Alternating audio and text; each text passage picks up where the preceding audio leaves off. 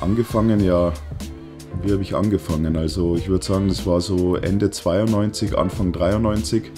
Ich bin da öfter mit der S-Bahn nach München gefahren und bin auf die Bilder an der Zuglinie eben aufmerksam geworden. Ja, und Ende 93 habe ich mir dann im Baumarkt das erste Mal Dosen geholt und habe mein erstes Bild gemalt. Über Bücher und Magazine bin ich dann damals darauf aufmerksam geworden, dass es in München eben gewisse Hall of Fames und legale Flächen zu malen gibt. Das war damals noch der Heimaranplatz und die Potschi-Straße. Und so waren dann die Halls die ersten Jahre für mich so mein zweites Zuhause. Ich habe dann klassisches Graffiti eben gemacht und 2004 war das dann, da kam für mich so der persönliche Wendepunkt, wo ich mich eben entschlossen habe, nur noch auf Character, auf figürliche Darstellungen zu gehen. Und das war dann auch der Zeitpunkt, wo ich mich umbenannt habe auf Mr. Woodland.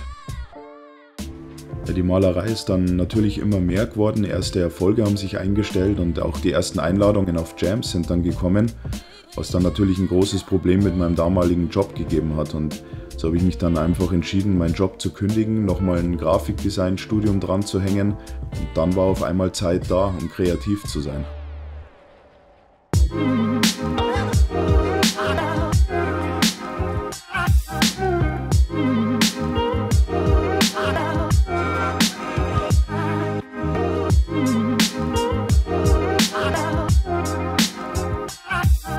Ich habe dann während dem Studium, was mir auch an meinem Stil sehr geholfen hat und mich sehr geprägt hat, gemerkt, dass ich als freischaffender Künstler leben möchte.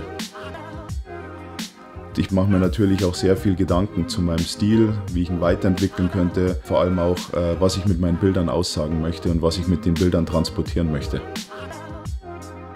Das Reisen habe ich schon immer als wichtig empfunden, aber besonders jetzt die letzten Jahre habe ich da sehr starkes Augenmerk drauf gelegt, international eben meine Arbeiten zeigen zu können. Bigger is better ist ja so eine Aussage, die man des Öfteren hören kann. Und dann war es 2013, wo ich mir dachte, das muss ich jetzt auch ausprobieren und habe dann das erste Mal meine größere, damals eine 3-Stockwerke-Fassade gemalt. Und da hatte ich dann das erste Mal das Gefühl, dass ich da angekommen bin, wo ich hin möchte. Und zwar große Bilder mit Aussage malen.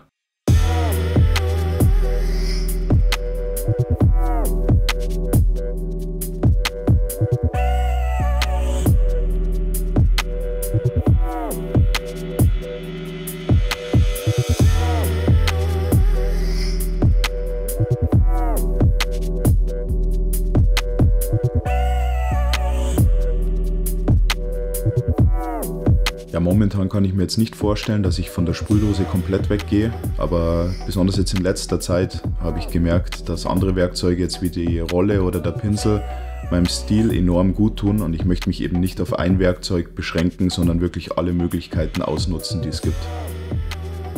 Ich denke, dass man die Anwendung von anderen Maltechniken ganz schön bei meiner aktuellen Soloausstellung Beautiful Darkness erkennen kann.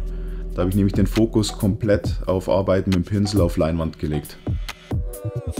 Ich möchte mit der Ausstellung und auch gerade mit den Farben eben zeigen, dass die Dunkelheit sehr viel Schönes, sehr viel Geheimnisvolles und Interessantes mit sich bringt.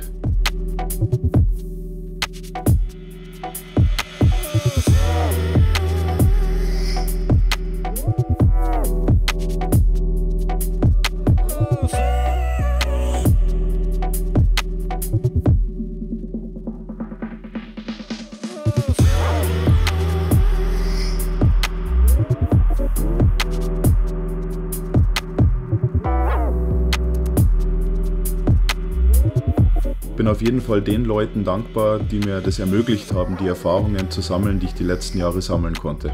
Man hat ja dann oft so Pläne oder macht sich Gedanken, was man in der Zukunft noch alles machen möchte. Aber bekanntlichermaßen kommt es ja eh immer anders, wie man denkt. Aber ich weiß nur, dass wenn es so weitergeht, dass es nichts gibt, was mich in Zukunft ausbremsen kann.